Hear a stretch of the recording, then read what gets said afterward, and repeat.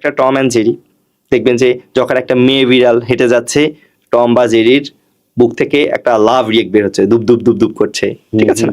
এই যে হচ্ছে, এটা আপনার আর আমার কাছে হয়তো বা কিছু না, কিন্তু একটা বাচ্চার কাছে এই যে ও যে বুঝে যাচ্ছে ছোট বয়সে একটা মেয়ে বিড়ালের প্রতি, অর্থাৎ ছেলে হয়েও নারীর প্রতি একটা আসক্তি, এভাবে তাকানো, এটা একটা ভালো জিনিস। বাচ্চাদেরকে কিভাবে এডিকশন থেকে বাদ রাখবেন, এখানে আমাদেরকে কয়েকটা জিনিস মাথায় রাখতে হবে। প্রথম কথা সেটা হচ্ছে যে দেখেন, আমরা অধিকাংশ অভিভাবকরা বুঝি না আসলে অ্যাডিকশনটা কেন ক্ষতিকর, কেন ক্ষতিকর এটাই বুঝি না। না বুঝার কারণে আমাদের এই সমস্যাটা বেশি হচ্ছে। দেখেন আমাদের দেশে অনেক স্কলাররা মাঝে মাঝে দেখবেন যে কার্টুন, তারপর গেমস, এগুলো নিয়ে কথা বলার সময় যে জিনিসটা বলে আর কি, যে কার্টুন দেখলে বাচ্চাদের ব্রেনে ক্ষতি হবে, চোখের ক্ষতি হবে, এগুলো আসলে আমাদের অভিভাবকদের মাঝে এত বেশি কঠিন কোনো কাজ করে না যে আসলে এখান থেকে বাচ্চাটাকে বের করে নিয়ে আসতে হবে। কেন? কারণ আমরা সবাই জানি, এই যে দেখেন ধূমপান করা হারাম বা ক্ষতিকর, এটা কিন্তু প্রত্যেকটা কন্টেন্টে আছে ধূমপানের। তারপরে মানুষ ছাড়ে না কেন? কারণ সে ছাড়ে না, কারণ তার কাছে শারীরিক এই ক্ষতিটাকে এত বেশি ভয়াবহ মনে হচ্ছে না এই মুহূর্তে। সে ভাবছে হতেও পারে, নাও হতে পারে, কিন্তু তাকে যদি একবার বোঝাতে পারে এটা হারাম, সে যদি বুঝে তাহলে কিন্তু সে ছেড়ে দিবে।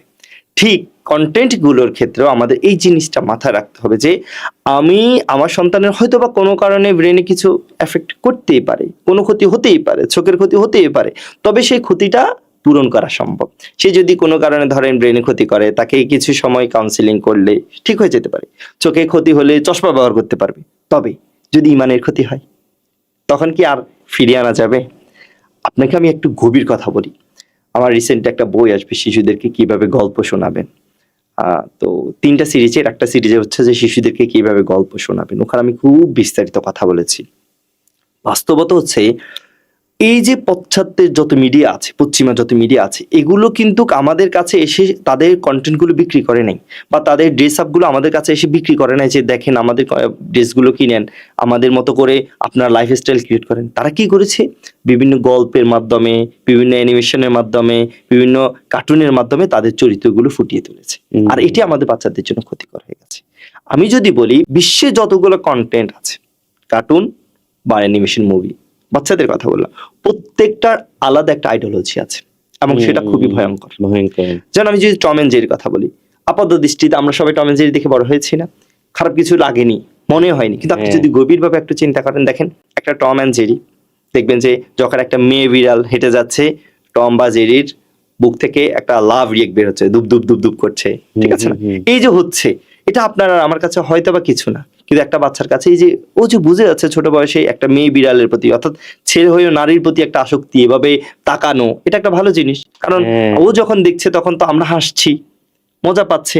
এই যে একটা ভুল, এরকম অনেকগুলো, আমি সবগুলো কন্টেন্টের কথা বলতে পারি। আপনি আলাদিন যে মুভিটা আছে, কার্টুনটা আছে, ওখানে দেখা যাচ্ছে যে আলাদিন লোকটা নায়িকার সাথে রাত্রিবেলা দেখা করতে যাচ্ছে, ওদের কিন্তু কোনো বিবাহ হয়নি, ওরা রিলেশনশিপে আছে। তখন আমরা যখন বেবির সাথে দেখে বসে এটা দেখছি, তখন বেবি কি ভাবছে? ভাবছে যে এটা তো ভালো, বিবাহ বহির্ভূত ভাবে এবার দেখা করা যায়। তারপরে ধরেন বিভিন্ন মুভিগুলো আছে, আমি হ্যারি পটার্সের কথা বলতে পারি, একদম আমাদের বাচ্চাদের অনেকেরই পরিচিত গল্প আছে, ওখানে পুরোটা কন্টেন্ট কিন্তু জাদু, কিন্তু ইসলামে এরকম জাদু একদম হারাম। কিন্তু একটা বাচ্চা যখন দেখে সবকিছু জাদুর মাধ্যমে করা সম্ভব, সে ভাববে যে আল্লাহর কাছে চাওয়ার প্রয়োজন নেই, জাদুর মাধ্যমে হয়তোবা সম্ভব। প্রত্যেকটা মুভিতে হিডেন এমন অনেকগুলো অবজেক্ট আছে যেগুলো আমরা হয়তোবা সাধারণভাবে কল্পনা করছি না, চিন্তা করছি না, তবে আমাদের বাচ্চাদের জন্য সেটা ক্ষতিকর। এখন বলতে পারেন যে স্যার, যে কই আমার বাচ্চা তো হলো না। আমি বলবো যে 100 জনের একজন যদি হয়, আর সেটা যদি আপনার বাচ্চাটা হয়, আমি বলছি না সবাই হবে, আমি বললাম যে 100 জনে একজন হবে আর সেটা আপনার বাচ্চা, আপনি কি এটা মেনে নিবেন? অবশ্যই না। তাই স্ক্রিন শুধু অ্যাডিকশনের ক্ষেত্রে আমাদের সবচেয়ে বড় যে জিনিসটা জানা দরকার সেটা হচ্ছে যে আমাদের এটাতে সবচেয়ে বড় ক্ষতি হচ্ছে ইমানের। এটা যদি বুঝেন, তারপর আপনি স্ক্রিন থেকে আপনি আপনার সন্তানকে চেষ্টা করবেন যে ওই যে বিষের মতো, আপনার সন্তান যদি এখন কোনো ইলেকট্রিক্যাল লাইনে হাত দিতে চায়, আপনি কি করবেন? জোর করে টেনে আনবেন। ঠিক তখন আপনি হ্যাঁ, কান্না করলে আমার কোনো কিছু করার নাই, তোমাকে এখান থেকে ফিরে আসতে হবে।